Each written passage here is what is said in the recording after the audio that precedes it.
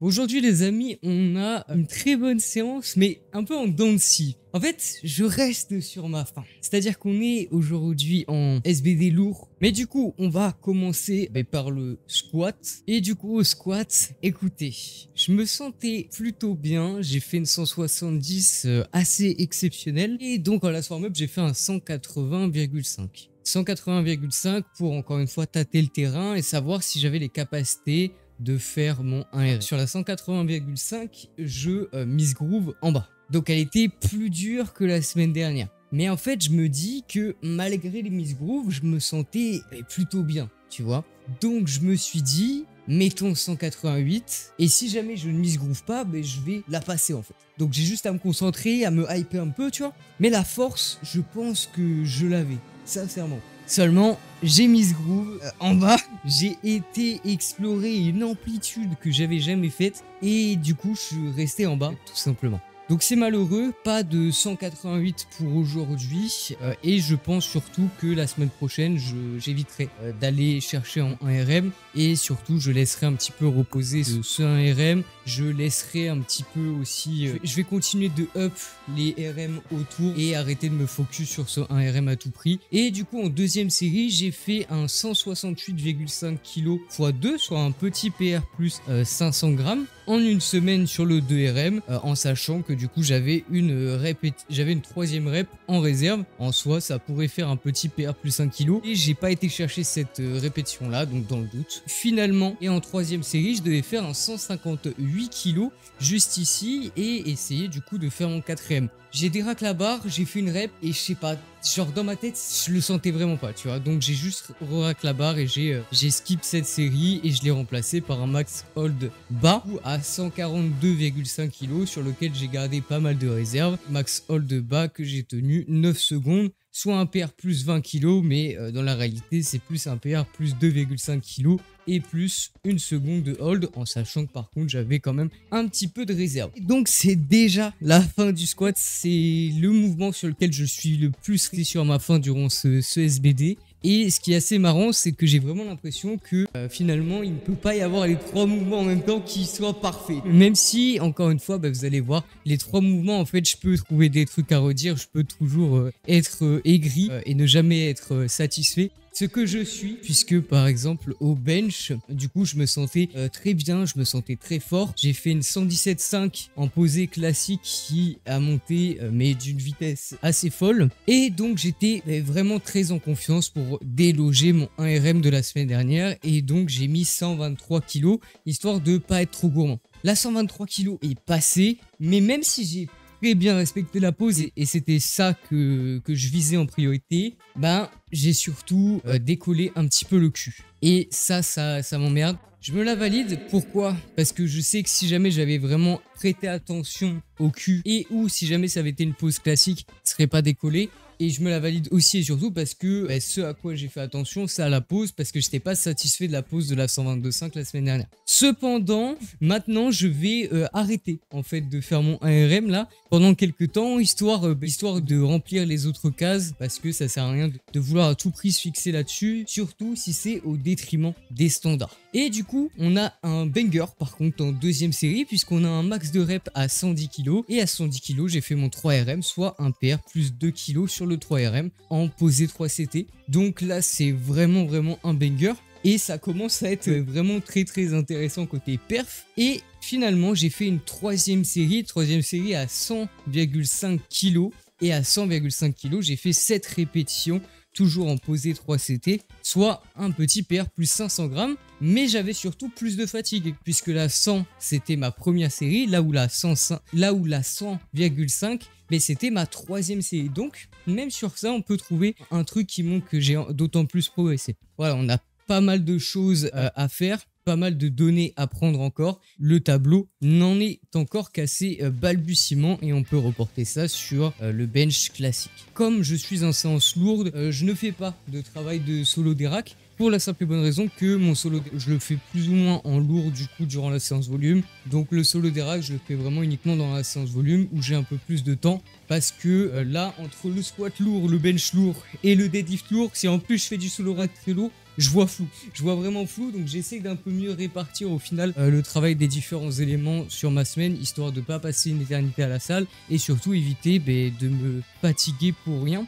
Puisque aujourd'hui j'avais un gros objectif pour mon sumo deadlift et quand bien même j'avais dit l'inverse, quand bien même j'avais dit que je ne voulais pas faire mon 1RM, je me suis laissé tenter parce que je me sentais relativement bien. En dernière barre de chauffe, du coup, j'ai fait évidemment un 190 kg pour toujours tâter le terrain et évidemment, elle a volé à une vitesse folle. Et après ça, en roue, du coup, j'ai mis 201 kg. 201 kg qui est extrêmement bien monté, hein. Donc c'est un PR plus 500 grammes sur le 1RM du coup d'il y a 3 jours. Donc le seul truc c'est que je me sentais pas de tenter plus en hook pour la simple et bonne raison que mon pouce voyait un petit peu flou. Donc j'ai préféré ne pas passer en straps 8 quand même, mais plutôt passer en straps classique. Ce qui se rapproche d'autant plus de mon row étant donné que la position dans laquelle est ma barre des straps classiques et ma position en hook grip, c'est relativement la même longueur de bras, là où avec les straps en 8, j'ai tendance à la placer vraiment au bout des doigts et donc à augmenter la longueur artificiellement de mes bras, donc à changer mes leviers, ce qui du coup explique pourquoi je différencie straps 8 et classique, étant donné que les straps en 8, c'est vraiment plus facile, surtout si comme moi vous avez très peu d'amplitude, parce que au final si tu as 15 cm d'amplitude et que tu en es 3, forcément tu n'as plus grand chose à lift, et du coup j'ai tenté avec 10 kg de plus, 211 kg avec les straps classiques pour déjà me remettre en confiance sur le mouvement pour savoir si je pouvais encore tirer ce genre de poids. Et donc j'arrive vers la barre, je la tire et elle ne décolle pas. Enfin si, elle décolle, mais impossible d'aller plus loin que les genoux. Mais je sais pas, je sentais qu'en fait il y avait plus, tu vois. Je savais que la 210, enfin 211 quand même, du coup je l'ai retirée juste après et elle est passée. Mec, en fait, c'est pas normal d'avoir un 1RM qui passe comme ça, de manière aléatoire. Mais écoutez, au moins on a un PR. On a un all-time PR même. C'est même un PR sur mes straps 108 avec des bras moins longs. Donc ça me met quand même en confiance. Je sais qu'en row, je peux faire plus. Je sais qu'en row, je dois avoir vraiment entre 205 et 210. Est-ce que je suis capable de faire 211? Je sais pas. Peut-être, peut-être pas. Le tout maintenant, ça va vraiment être de continuer de le up petit à petit et je prendrai ce qu'il y a à prendre tout simplement, puisque au final l'important c'est que ce 1RM progresse. Et donc en troisième série on a un banger, mais je sais même pas quoi vous dire en fait, puisqu'en troisième série on a un 5RM plus 5,5 kg. Étant donné qu'avec 196 kg j'ai fait 5 répétitions. Donc là, je sais pas quoi vous dire. Là, c'est absolument fou. Ça me permet même de déloger du coup l'ancien 3RM qui était à 195. Enfin, c'est absolument monstrueux, tu vois. Donc, je me dis que bientôt, je vais réussir à faire 200 x 5. Mais par contre, à côté de ça, j'arriverai pas à faire 210. Je me demande si mon facteur limitant, ça serait vraiment pas mon grip. Ou alors plus psychologique dans le sens où je doute de mon grip. Parce que j'ai souvent fail des barres au grip. La finalité, c'est quand même que ça évolue, tu vois. Il faut pas oublier que la 200, je l'avais fail au grip.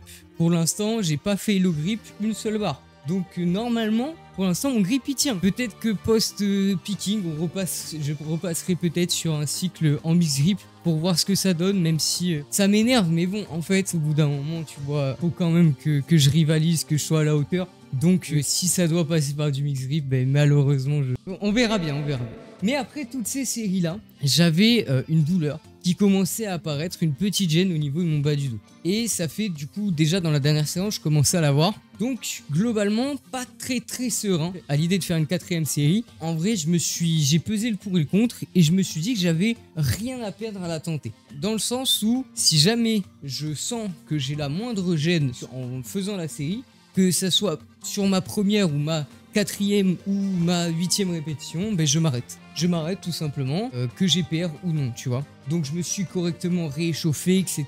J'ai tâté un peu le terrain, j'avais pas... La douleur, c'était vraiment... Elle avait tendance à disparaître, donc je me suis dit, ok, on va mettre 176 kg et mon but, c'est d'en faire minimum 6. Et si jamais je me sens d'en faire plus, j'en fais plus. Et du coup, à 176 kg, j'en ai fait 6. Soit un petit PR plus 500 grammes, très tranquillement.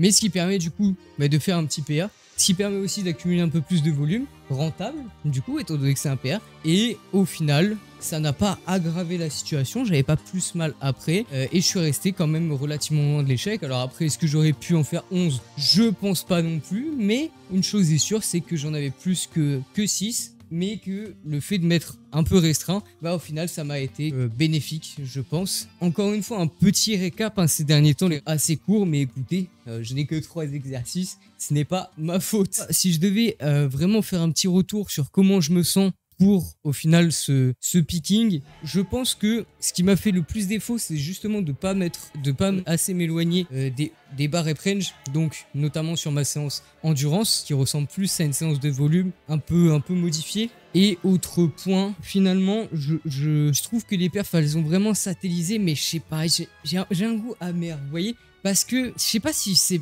de l'éternelle insatisfaction ou juste que j'ai peur d'échouer, mais je sais pas en fait, parce que d'un côté ça bouge, ça monte et tout, mais je suis jamais satisfait en fait des perfs. Même si j'avais tapé 190 par exemple au squat, j'aurais trouvé un truc à dire en mode je sais pas, à la depth, ouais, ah non mais ceci, ah non mais cela. Au bench, mec, j'étais à 116 il y a 2 semaines, je suis à 123, enfin j'étais à 116,5, je suis à 123 et je me dis ouais mais mon cul il décolle. Ouais, mais ton cul il décolle de tout ça. Bientôt, je vais quadrupler 116, je vais voir flou et je trouverai encore un truc à dire alors que je suis juste devenu plus fort. Comme d'habitude, si jamais vous avez des questions, l'espace commentaire est fait pour ça. Mes DM sur Instagram sont ouverts. Si vous avez des questions ou si vous souhaitez qu'on travaille ensemble, merci aux donateurs de la chaîne. Vous pouvez pas savoir à quel point vous m'aidez.